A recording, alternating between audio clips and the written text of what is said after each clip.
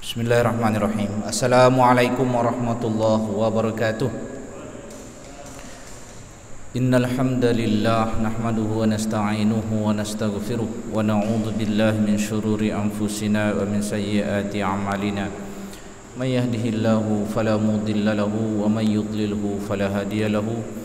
Ashhadu an la ilaha illallah wahdahu la syarika lahu wa ashhadu anna Muhammadan abduhu wa rasuluhu la nabiyya ba'dahu.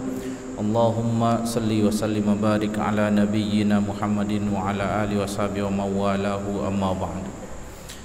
Insyaallah ini Ahad yang kedua dalam bulan ini bersama saya untuk tema-tema yang terkait tentang akidah atau hal-hal yang terkait masalah tazkiyatun nafs, termasuk di dalamnya hal-hal yang berkaitan dengan fadailul a'mal atau fadilah-fadilah amal. Untuk maghrib ini saya mengulas satu topik yang menurut saya topik ini dianggap orang sensitif, tetapi sesungguhnya topik ini adalah penting untuk diketahui oleh setiap muslim. Judulnya Kitab Jihad. Kitab Jihad. Sebenarnya jihad ini kalau bagi sebagian orang mengerikan. Biasanya kalau ada terduga teroris digerebek di rumahnya, maka biasanya sorotan kamera itu mencari pembenaran pertama adalah jika ada kitab jihad dalam salah satu koleksinya, maka semakin sahlah pembentukan opini publik ini memang teroris. Ini kitab jihad ini akhirnya orang takut bicaranya. Bahkan memang di negara Timur Tengah ya, oleh lembaga-lembaga sosial dari barat lah, itu memberikan intervensi, semacam memberikan masukan ke negara-negara muslim seperti di Timur Tengah. Katanya anak-anak jangan diajarkan kitab jihad di sekolah. Dalam kurikulum sekolah itu nggak usah dibahas tema tentang jihad. Itu di Timur Tengah begitu. Bahkan di Indonesia juga, pokoknya negara-negara muslim lah. Pokoknya kalau diajarkan bab jihad nanti jadi galak, jadi beringas, jadi akhirnya menjadi bibit-bibit terorisme. Padahal kitab jihad itu kitab yang selalu ada dalam data-data kita. Ya, data kita ini kan Al-Quran dan hadis. Dua itu sama-sama menyodorkan data informasi terkait masalah jihad. Al-Quran ramai bicara menceritakan jihad, hadis banyak menceritakan jihad. Tapi kalau image-nya di masyarakat, bahasan tentang jihad itu menjadi mengerikan, maka akan ada suatu disiplin ilmu oleh kita umat Islam ini nggak tahu menahu apa itu jihad, karena image awalnya diberi kesan bahwa ini tema yang mengerikan, apalagi ditambah dengan framing media yang jika ada terduga teroris maka gambar video atau foto sebagai pendukung bahwa terduga teroris ini pantas ditangkap atau dinyatakan sebagai terduga teroris karena salah satunya di koleksi buku dia ada kitab judulnya Kitab Jihad. Apalagi masjid ini dulu pernah ada terduga teroris pernah di sini, mengerikan kali akhirnya setelah itu, ya kan, di Masjid Telaga Kahuripan dulu sekali. Ya, terlibat dalam apa namanya, Marriott kalau nggak salah, kalau nggak salah, kalau nggak Marriott apalah pokoknya kedutaan Arab. Nah, Oke, saya sih mengangkat tema ini untuk memahamkan kepada kita, emang sebenarnya kalau kita buka kitab jihad, emang materinya apa? Kan gitu. Apa bahasannya? Nah, kalau kita punya buku fikih di rumah, atau enggak usah, yang punya koleksi buku kitab Riyadhus Shalihin di rumah, lihatlah di bagian belakang itu. Ada namanya satu kitab, namanya kitab jihad. Kitab jihad.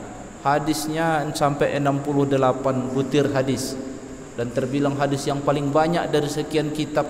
Dalam kitab Riyadhus Shalihin itu banyak isi topiknya, yang paling banyak hadisnya inilah kitab jihad gitu. Kalau kita buka buku fikih, ya, belajar fikih kan, fikih ini paling banyak babnya. Tapi memang kitab jihad itu enggak dipelajari di awal. Dia kalau di awal kan babnya toharoh, sholat, puasa, zakat, haji umroh, kurban, akikah. Terus ke sana nanti baru bab jual beli atau fikih muamalah maliyah, kemudian bab nikah, kemudian bab pengadilan tentang perdata, persengketaan hak. Terus masuk lagi nanti bab tentang pidana. Terus baru masuk bab jihad. Biasanya begitu urutannya. Jadi paling belakang itu bab jihad.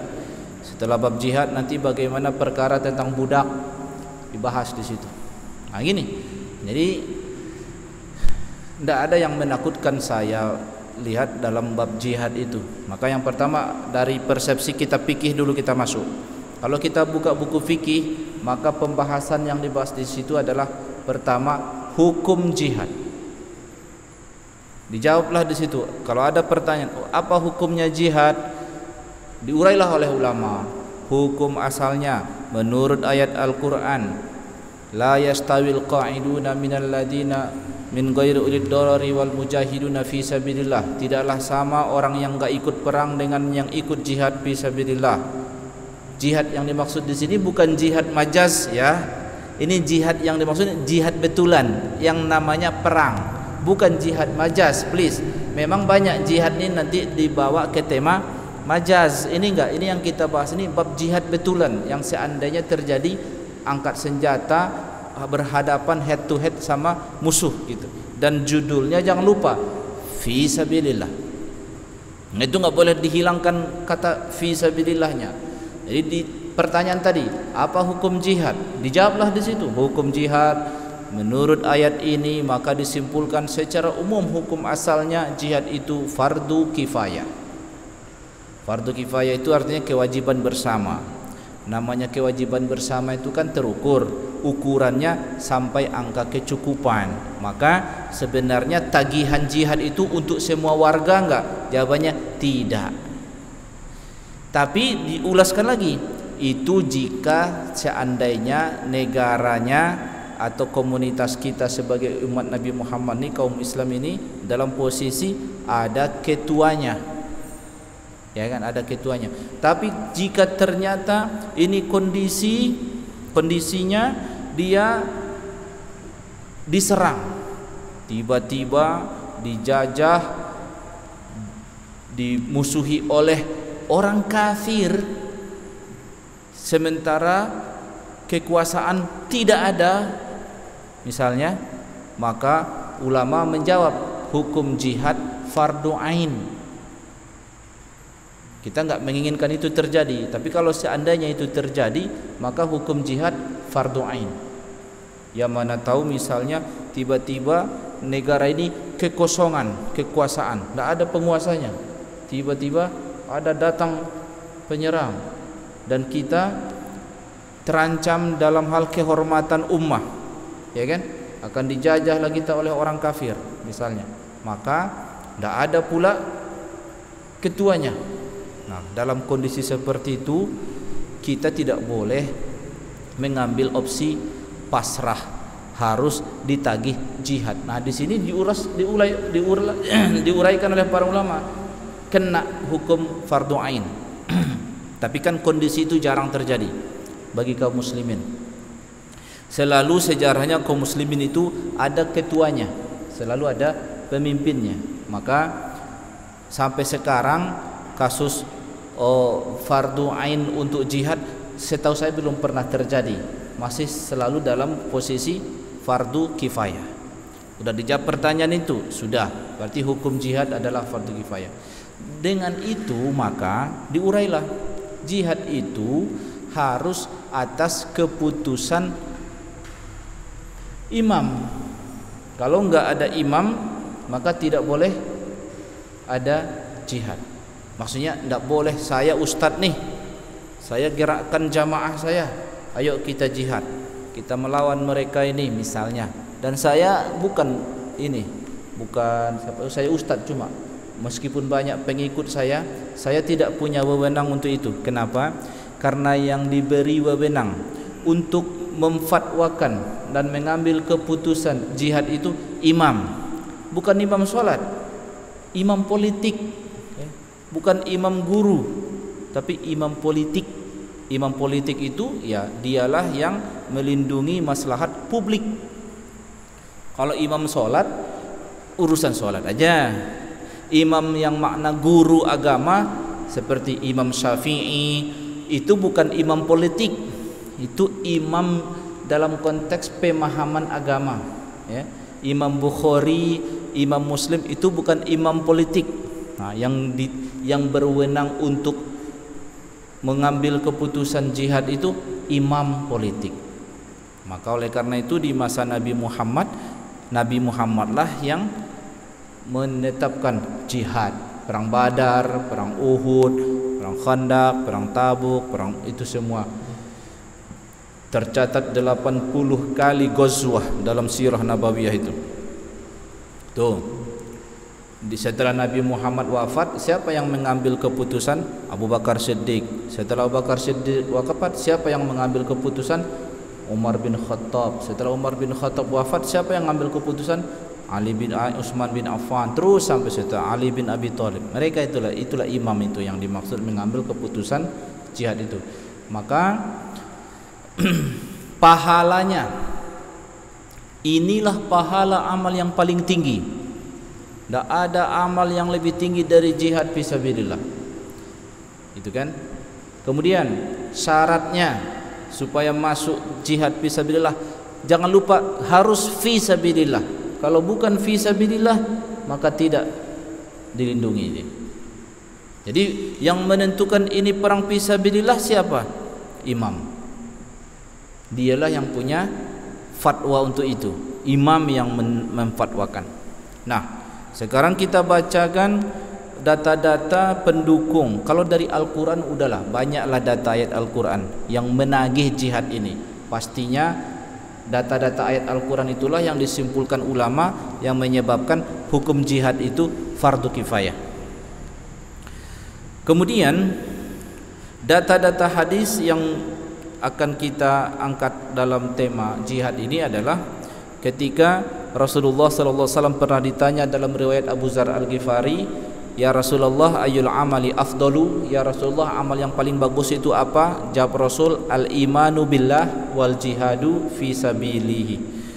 Itu amal yang paling baik. Di dalam data hadis yang lain, hadis berikutnya juga bernada yang sama, anna Rasulullah SAW yang diriwayatkan oleh Anas bin Malik, al-laqadwatun fi sabilillah awrahatun khairun minad dunya wa ma fiha. Berangkat fi sabilillah, perang maksudnya, itu lebih baik daripada dunia dan seisinya. Kemudian dalam hadis lain juga dikatakan dari riwayat Abu Sa'id Al-Khudri radhiyallahu anhu bahwa Rasulullah SAW ada datang kepadanya seseorang bertanya, ayyun nasi afdal, orang yang bagaimana yang paling bagus? Kata Nabi, mu'minun yujahidu binafsihi wa malihi fi sabilillah. Mukmin yang berjihad dengan mengorbankan harta dan nyawanya di jalan Allah. Kemudian orang itu bertanya lagi, siapa lagi kalau sudah itu dia dapat yang terus termasuk orang yang baik juga? Kata Rasul, mu'minun fi syi'bin minasyi'ab ya'budullaha wa yada'un nasa min syarhi, muttafaqun alaih. Hadis yang kedua ini dikatakan, yang berikut ini dikatakan, setelah itu siapa kalau seandainya tidak ada perang gimana yang baik? Ya ada orang yang mengasingkan dirinya dia sendiri dari tengah masyarakat supaya orang tidak kena efek buruk dari dirinya. Itu saya bahas dulu. Tidak ada data amal terbaik mengalahkan amal berbakti kepada orang tua, mengamalkan haji mabrur, mengalahkan amal sedekah dengan seluruh hartanya, mengalahkan amal solat malam full time, malam full tak ada tidurnya, siang tidak ada berbukanya, puasa sepanjang siang, solat sepanjang malam, sepanjang hidupnya. Kalau seandainya ada orang mampu melakukannya, baru setara kata Rasul. Tapi kan nggak mungkin ada orang melakukannya sepanjang hidupnya, puasa tak ada henti-hentinya, kemudian malamnya solat malam tak ada henti-hentinya, nggak mungkin ada orang melakukannya. Maka tak ada amal yang bisa mengalahkan jihad fisabilillah. Itulah yang paling top. Nggak ada yang mengalahkannya lagi. Mohon maaflah, walaupun ada katanya aku berbakti ke orang tua, walaupun banyak hadis, tak bisa mengalahkan data jihad fisabilillah. Jihad fisabilillah seperti yang diberitakan di dalam data para prajurit perang Badar itu, nggak harus mati baru dapat pahala ya. Jangan dikira nanti jihad fisabilillah mati dulu baru dapat pahala, kalau nggak mati nggak dapat pahala. Nggak begitu, karena dia mempertaruhkan harta dan nyawanya. Itu dia, mempertaruhkan harta dan nyawanya, terjun dia di medan perang, terlibat dia dalam perang, itu sudah dimasukkan dalam amal tertinggi, tidak ada yang mengalahkannya lagi. Maka para prajurit perang Badar yang 313 orang jumlah, dalam riwayatnya dikatakan jumlahnya, yang tewas 14 orang di syahid fisabilillah itu, semua mereka itu dijamin masuk surga. Dan Rasulullah bersabda kepada mereka, kalian ini sudah dapat tiket surga, sudah dapat tiketnya, tinggal nunggu mati saja. Segitulah tingginya amal jihad fisabilillah. Udah dapat tiket surga. Mungkin kita berpikir, woi, udah dapat tiket surga, enak dong, suka-sukanya lagi hidup, nggak usah sholat. Ternyata mereka nggak mengamalkan begitu. Mereka makin soleh, dan dunia ini bagi mereka jadi kecil. Karena saking berita kata Rasul, kalian tinggal mati saja, tiket surga di tangan kalian. Dan orang yang mati, yang terlibat, sudah pernah dia ikut jihad fisabilillah itu, dia masuk surga tanpa lewat pengadilan. Sementara kita ini, walaupun kita orang yang berbakti kepada orang tua, yang kita banyak bersedekah, yang kita jago menuntut ilmu, yang alim ulama dia, yang jago sholat, yang jago puasa, ini nggak ada jaminannya masuk surga tanpa pengadilan. Kita semua jadi terdakwa dulu, diinterogasi dulu. Nah, mereka yang jihad fisabilillah ini tidak lewat pengadilan. Semua dosanya nggak diungkit-ungkit lagi. Bukan mereka tak berdosa, pada dosa mereka, tapi nggak diungkit-ungkit lagi. Inilah kelebihan amal jihad fisabilillah. Tapi memang amal ini besar. Karena amal ini besar, ketat aturannya. Salah satunya tadi, ini tidak bisa dikerjakan sendiri. Ini harus atas perintah imam. Kedua, harus topiknya fisabilillah, gitu. Tidak bisa misalnya aku mau pengen jihad nih, ingin mengejar pahala yang besar ini supaya nanti di surga, masuk surga tanpa hisab, tanpa pengadilan. Yuk, tidak bisa begitu. Ada momennya, yang menentukan itu adalah imam. Nah, yang menarik lagi adalah, jangan bayangkan orang yang didapatkan pahala jihad fisabilillah itu harus dalam kondisi perang. Ternyata mereka ini juga dijanjikan oleh hadis, dalam hadis yang diriwayatkan oleh Sahal bin Sa'ad radhiyallahu anhu, anna Rasulullah sallallahu alaihi wasallam qala, ribatu yaumin fi sabilillah khairun minad dunya wa ma 'alaiha, wa mawdi'u sauti ahadikum minal jannati khairun minad dunya wa ma 'alaiha, wa rauhatu yaruhal 'abdu fi sabilillah awil ghadatu khairun minad dunya wa ma 'alaiha. Ternyata ribat itu adalah standby. Yang namanya perang kan enggak selalu setiap hari, tapi kalau nanti tiba panggilan, tentara sudah ready. Nah, ready itu kondisi ready untuk selalu siap dipanggil kapan saja untuk jihad fisabilillah. itu dihargai juga. Khairun minad dunya wa ma 'alaiha wa maudi saudahdikum, semua dianggap dalam amal fisabilillah. Jadi ngebayangin itu syaratnya fisabilillah, jangan lupa fisabilillah itu maksudnya apa? Meninggikan agama Allah, membela hak Allah, membela kehormatan kaum muslimin. Itulah fisabilillah. Ya, enggak lari dari tema pembelaan terhadap hak Allah, ya, hak kaum muslimin sama kehormatan agama Allah ini. Kehormatan agama Allah itulah fisabilillah itu. Termasuk melindungi warga kita kaum muslimin ini, melindungi kehormatan kita. Ketika imam warga ini menyatakan kita jihad, maka amalnya menjadi jihad. Jadi saya ngebayangin misalnya gini, sebuah negara kalau dia membuat format negaranya ini dalam konteks negara agama lah ya. Misalnya ada sebuah negara, negaranya negara agama, warganya orang-orang beriman, umat Nabi Muhammad, imamnya negara itulah, lalu tentaranya itu didoktrin lah pula, tentaranya itu artinya pelajaran mendaftarlah setiap warga jadi tentara, dan tentara inilah yang bakal ikut nanti kalau terjadi panggilan perang. Tentara inilah yang bakal jadi yang harus mengerti apa penghargaan Allah kepada mereka karena mereka akan terjun fi sabilillah, mereka menjadi mujahid nanti. Jadi tentara-tentara ini pun harus dikasih tahu lah, kalian ini adalah para mujahid fi sabilillah, ya, kalian akan bergerak atas perintah imam, gitu kan. Yang kalian bela adalah agama Allah, kehormatan agama Allah dan kehormatan kaum muslimin, warga kita ini, warga negara kita ini. Dan setiap peperangan itu judulnya enggak ada yang lain kecuali perang fisabilillah. Enggak ada perang fisabilillah syaitan dalam negara ini. Dalam konteks negara bayangan kita nih kan, sebuah kan kita membayangkannya sebuah negara imam beriman kepada Allah dan Rasulnya, konstitusinya ajaran Allah lah pula Al-Quran dan Sunnah misalnya kan gitu. Jadi tentaranya itu dihargai dia sebagai amal ribat fisabilillah.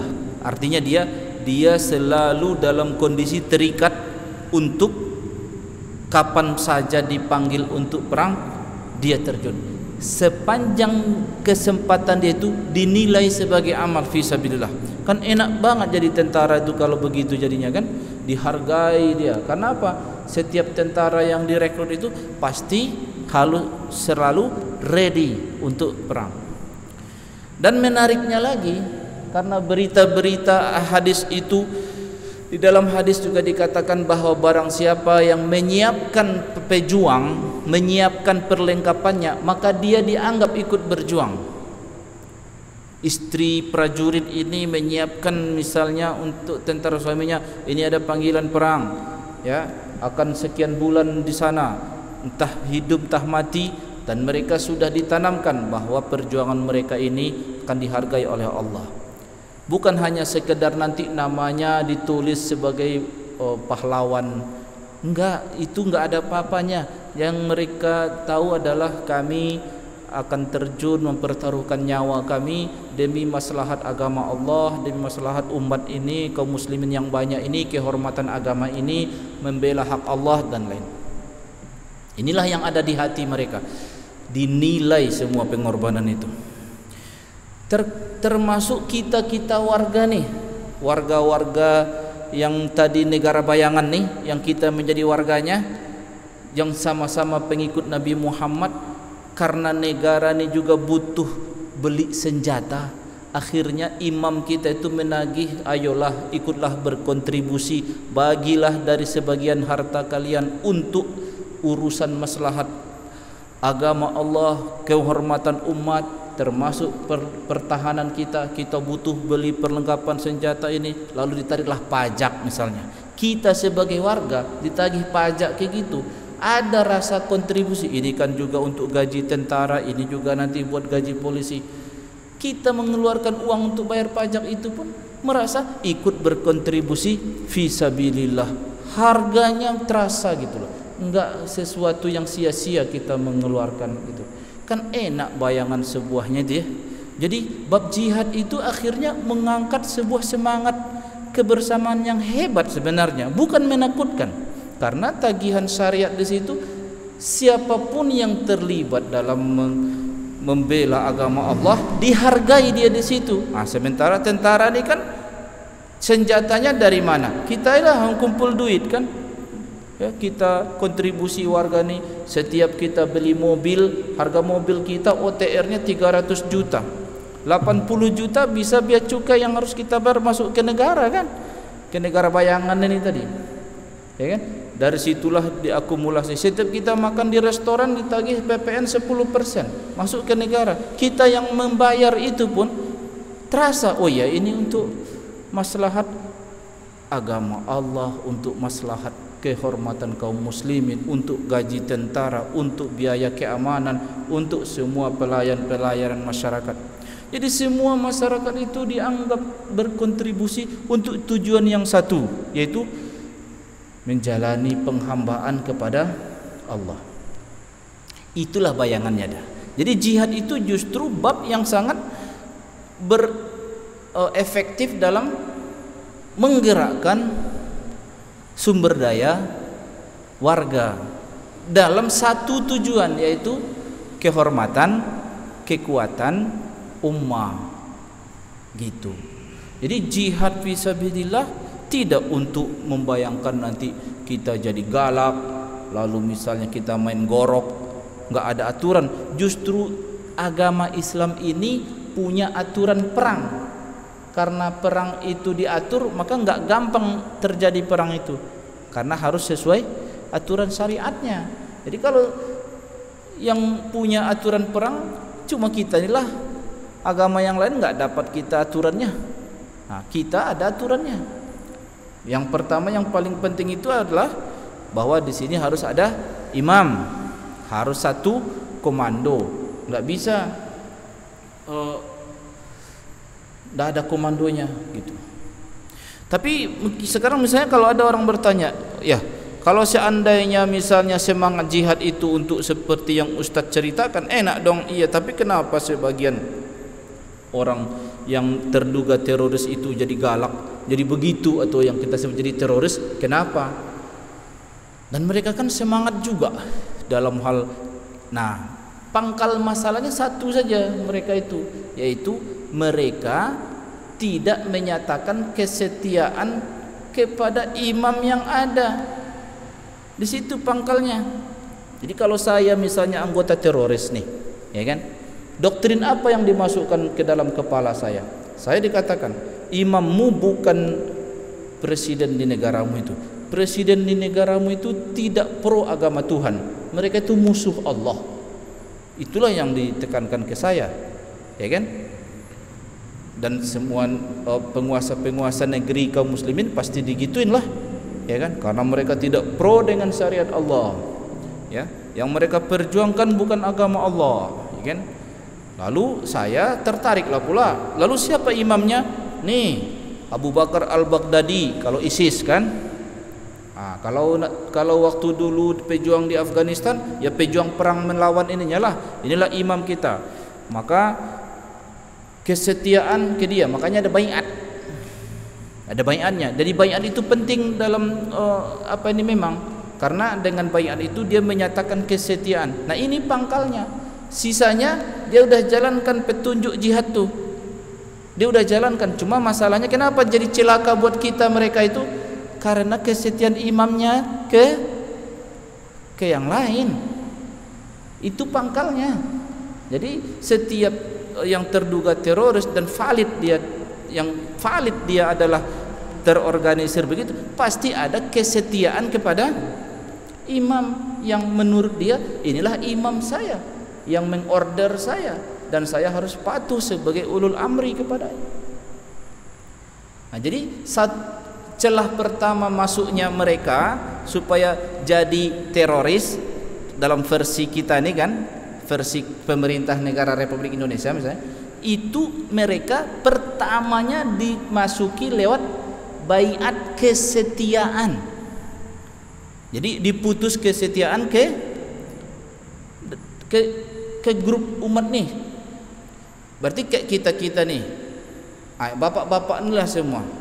Aku baiat misalnya dengan itu. Jadi dalam pikiran saya, ini orang nggak setia kepada pemimpin saya. Jadi kalau seandainya ini nanti jadi korban pun tak ada masalah, karena mereka tidak menyatakan kesetiaan kepada imam saya itu. Jadi setiap doktrin jihad mesti ada tagihan kesetiaan nomor satu. Maka bayangan saya, apa yang menyebabkan mereka enggak mau ikut setia dengan imam yang ada di negeri ini? Itulah jawabannya. Itu yang harus didiskusikan. Gimana caranya supaya kesetiaan warga ini ada kepada imam yang ada, imam politiknya ada, gitu kan? Apa dalilnya supaya imam politik yang ada ini, warga ini semua menyatakan kesetiaan seperti baiat para sahabat kepada Amirul Mukminin, baiat mereka kepada Umar bin Khattab, baiat warga terhadap Utsman bin Affan, baiat warga kepada Ali bin Abi Thalib. Nah, baiat itu kunci masuknya. Jadi dalam jihad harus ada tema kesetiaan itu. Nah, inilah aturan. Nah, sisanya bahwa pahalanya ini amal terbaik, pengorbananmu ini, kamu tinggal masuk surga. Memang datanya begitu, kita nggak bilang itu data bohong. Datanya memang begitu. Kalau orang jihad fi sabilillah, bahwa dia akan diramaikan oleh bidadari, dipayungi oleh malaikat, gitu. Itu nggak kita ragukan. Data itu valid. Al-Quran memberitakannya, hadis memberitakannya, data itu valid, nggak mungkin kita permasalahkan lagi. Nah, cuma permasalahannya sekarang dia mau setia kepada siapa? Nah, kalau sudah dapat poin pertamanya, udah jihad ini bagus sekali. Nah, sekarang misalnya nih, kalau ditanya warga negara Indonesia ini yang Muslim,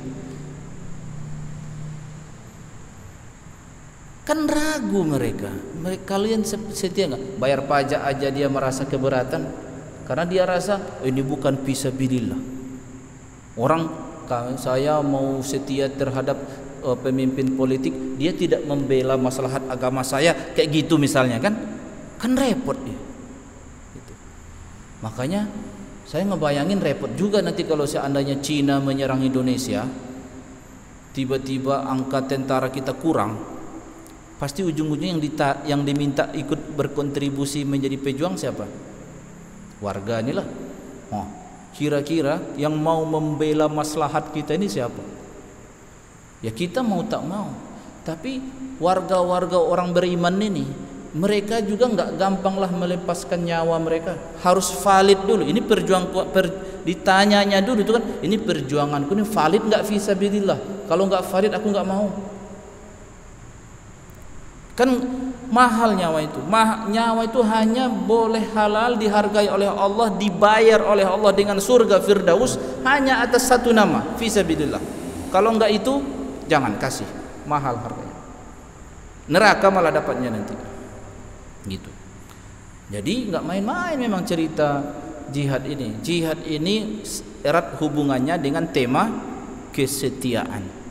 Nah, ini. Makanya kalau seandainya terjadilah perang, datanglah Cina, orang kafir pula, valid kafirnya. Ditagilah, ayo. Pasti yang kita tanya, jelaskan dulu, ya kan? Kalau tidak atas nama memperjuangkan agama Allah, menegakkan hak Allah, itu. Makanya kalau dalam sejarah perang, ya, contoh misalnya, hanya orang yang dengan jihad fisabilillah lah yang tahan lama perangnya. Kenapa? Bermatian mereka tetap gugur satu tumbuh 1000. Itu karena atas nama semua mereka mengejar kehormatan, ya kan? Mati syahid, kehormatan. Makanya misalnya kalau kita lihat misalnya sejarah perjuangan Taliban, walaupun banyak orang nggak setuju dengan Taliban, tapi paling tidak faktanya Taliban itu 20 tahun sejak pendudukan Amerika, ribuan mereka mati, mereka tetap tegak Karena satunya pula perjuangan mereka. Kami memperjuangkan bukan sesuatu yang sia-sia. Sementara tentara Amerikanya datang ganti sip-sipan kan, sip satu ganti lagi gitu. Nah, kalau Amerika awet begitu ya karena mereka nggak ada misalnya sekian tahun itu, sekian bulan ganti lagi, nah mati. Ya, kalau Taliban itu nggak ada, mereka sajanya dari sejak awal sampai akhir susah hidupnya. Kalau orang tuh nggak karena memikirkan sesuatu yang mahal, ngapain mereka capek-capek? Bagus mereka hijrah aja ke negeri lain, hidup berdagang, kawin, banyak bini, banyak anak, enak gitu. Tapi enggak. Jadi banyak orang mungkin mengkritik mereka, ya kalau faktanya mereka memperjuangkan apa yang mereka yakini dan mereka sabar. Nah, itulah kayak kalau kamu merasa memperjuangkan sesuatu, kamu yakin ya perjuangkanlah sampai mati. Nah, mereka perjuangkan sampai mati. Ini semangat jihad. Makanya pelajaran jihad itu saya harus jelaskan ke kaum muslimin, didudukkan permasalahannya. Ini loh masalah jihad itu. Ini maslahat publik yang dilindungi dalam tema jihad, bukan urusan mau galak-galakan atau mau haus darah, bukan itu temanya. Dan janji syariat untuk orang-orang yang terlibat dalam jihad fisabilillah itu tidak diragukan, tidak diragukan. Banyak datanya yang bisa kita bacakan. Jihad fisabilillah. Jadi jangan lupa tadi poinnya ya. Jihad fisabilillah harus ada imamnya. Poin itu diskusinya lama. Disitulah lama itu masalahnya. Sisanya gampang udah. Jadi yang masalah kita itu di poin satunya, ya kan? Harus valid perjuangannya fisabilillah. Kalau nggak fisabilillah nggak masuk. Dan derajat amalnya dialah yang paling top, paling tinggi derajat amal, nggak ada di bawah itu, nggak ada di atasnya lagi, dia yang paling amal. Dan hanya buat orang yang beriman saja, beriman kepada Allah dan Rasulnya. Gitu. Ada sebuah kejadian, seorang warga Madinah ikut perang dia. Kok dia bukan pengikut Nabi Muhammad, tapi dia ikut membela Madinah. Dia bertanya, ya Rasulullah, aku nih mau ikut nih. Aku Islam dulu atau perang dulu? Ya kamu Islam dulu. Dia bersyahadat, menyatakan bait kepada Rasulullah, lalu dia perang dan tewas dia. Apa kata Rasul? Amalnya paling sedikit, masa beramalnya paling tinggi nilainya. Ya. Mungkin kalau dia menyatakan Islam jam 7 pagi, jam 11 sudah mati dia, sholat aja nggak sempat dia. Ya kan? Tapi derajat amalnya paling tinggi. Awak dari lahir, ya kan, sholat 5 waktu diperjuangkan setiap Ramadan, berapa kali Ramadan, tetap di bawah dia levelnya, tetap dia yang paling tinggi. Kenapa? Karena sudah mempertaruhkan nyawanya, dan nyawa itu paling mahal, mengalahkan harta. Mempertaruhkan loh, nggak harus mati. Artinya orang-orang yang sudah ikut mempertaruhkan nyawanya, toh pada akhirnya dia meninggal di ranjangnya, tidak hilang pahala jihadnya, tetap dia di akhirat sebagai dalam barisan al-mujahidina fi sabilillah. Itulah kelebihan mereka. Baik. Ya, jadi PR-nya bukan masalah rincian jihadnya, tapi poinnya tadi imam itu tadi. Karena tagihannya fardu kifayah, dan fardu kifayah itu harus ada kebijakannya yang memilikinya. Dan berapa banyak yang harus terjun ke medan perang? Al-Quran memberi batasan separuh jumlah musuh. Itulah batasan minimalnya. Separuh jumlah musuh direkrut. Di hadis juga dikatakan kalau seandainya terjadilah wajib militer gitu kan, maka dalam keluarga ada 2 laki-laki, maka 1 laki-laki dipanggil, yang 1 laki-laki di rumah, pahalanya mereka dapat berdua. Hadisnya ada begitu. Itu materi jihad. Ya kalau saya ringkas ini sih ya nggak mungkin tuntas lah, tapi paling tidak poin-poin dasarnya saya sudah sampaikan. Masalah detail hadisnya tinggal dibaca di kitab Riyadhus Shalihin, ya kan? Antu lain kali nanti dalam pertemuan berikutnya kita rincikan perkara-perkara masalah jihad ini. Tapi jangan lupa poinnya tadi apa? Kesetiaan terhadap pemimpin. Itulah pangkal segalanya. Kita sudahi dengan kafaratul majlis. Subhanakallahumma wa bihamdika asyhadu an la ilaha illa anta astaghfiruka wa atubu ilaik. Assalamualaikum warahmatullahi wabarakatuh.